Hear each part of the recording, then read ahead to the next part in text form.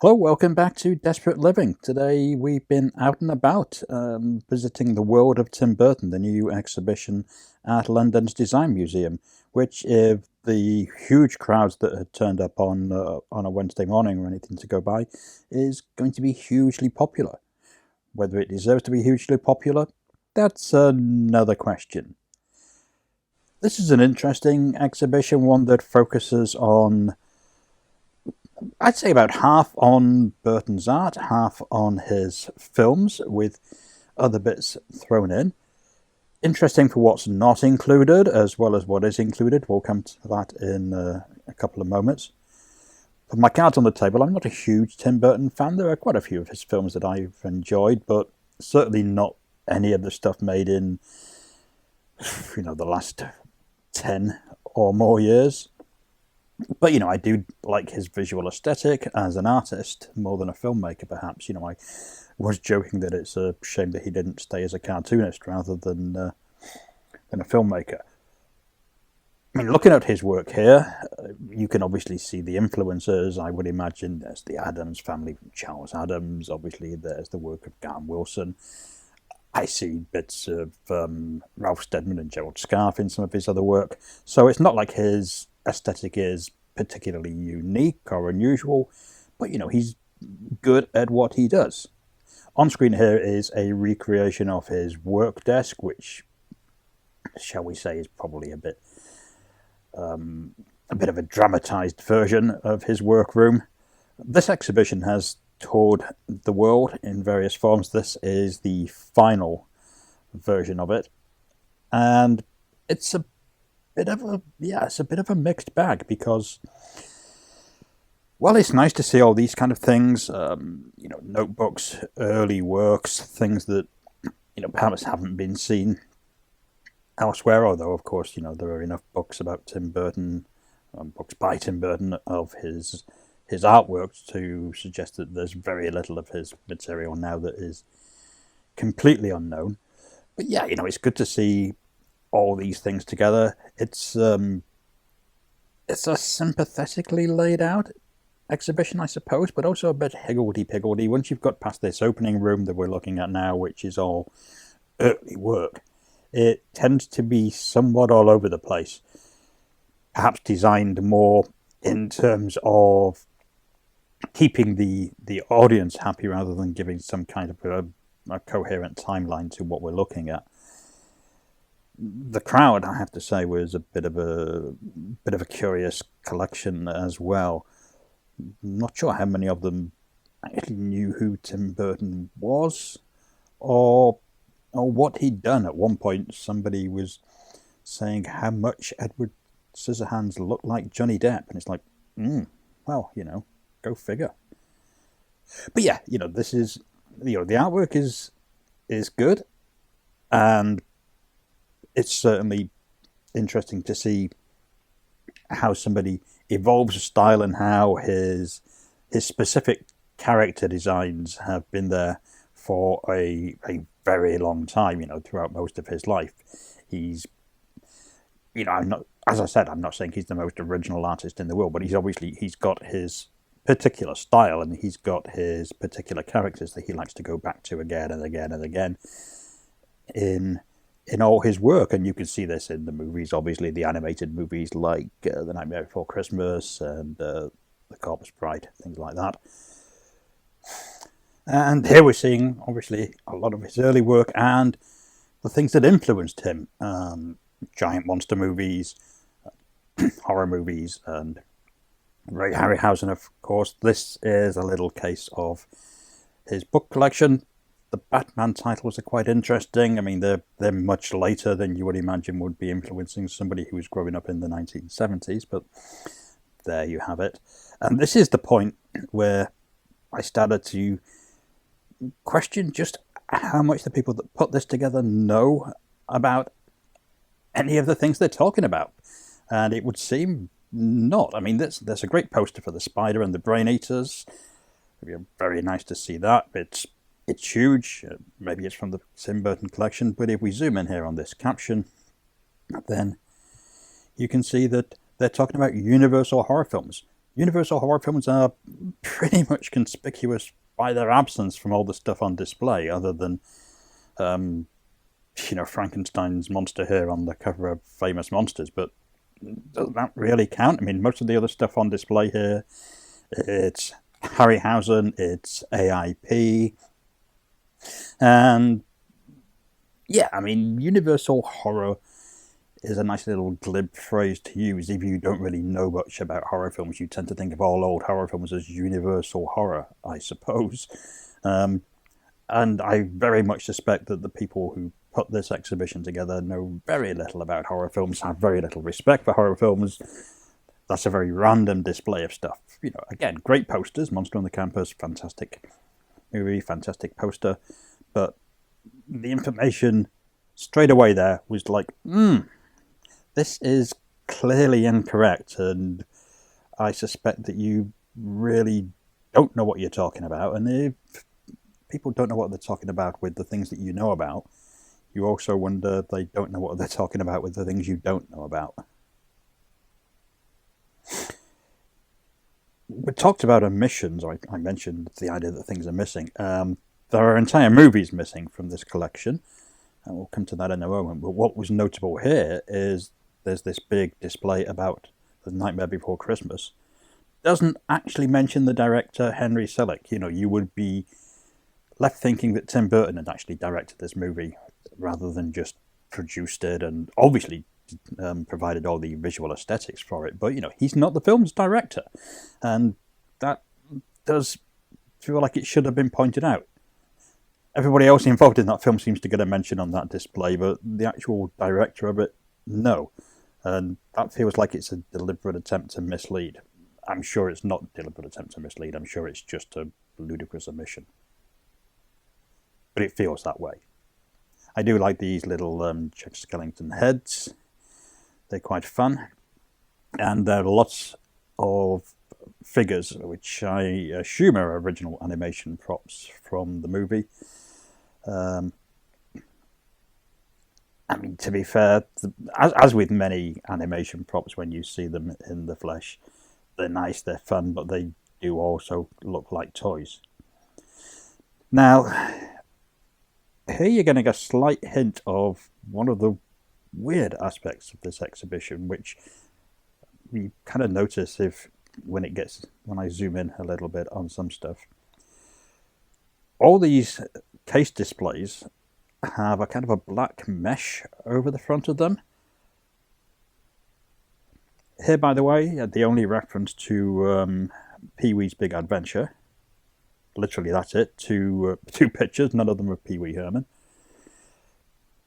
So I'll come back to the point I was making in a second. But yeah, I think as we've mentioned that Pee-wee's Big Adventure has just been overlooked somewhat, then we should also mention that Ed Wood is completely absent from this exhibition, as is Planet of the Apes. Now, no great loss with the latter, and perhaps even Tim Burton's now realised that was a bit of a mad folly, but you still thought in an inclusive exhibition it would have been there. And for Ed Wood not to be included, yeah, that just seems silly. But getting back to that point about the display cases. So yeah, there's this very fine black mesh. It doesn't stop you seeing inside, but there are quite large chunks of this where we have very dark room with very dark objects against very dark background, and then putting a little black mesh, however fine it is, over that as well. Just seems odd. I can't understand exactly why it's there, other than maybe as a protection against lights. But I mean, as I said, these things are in really dark rooms, so if they were going to be damaged by light, I can't see how they're going to be damaged by light more than things in other museums that have much lighter displays and don't have that kind of coverage. Maybe it's a security thing. I don't know. If you have any idea the reason for this, just let us know in the comments. So here's where things really become problematic for me. Not the inclusion of Vincent, that's a great thing, but see if you can spot what made my eyebrows rise here.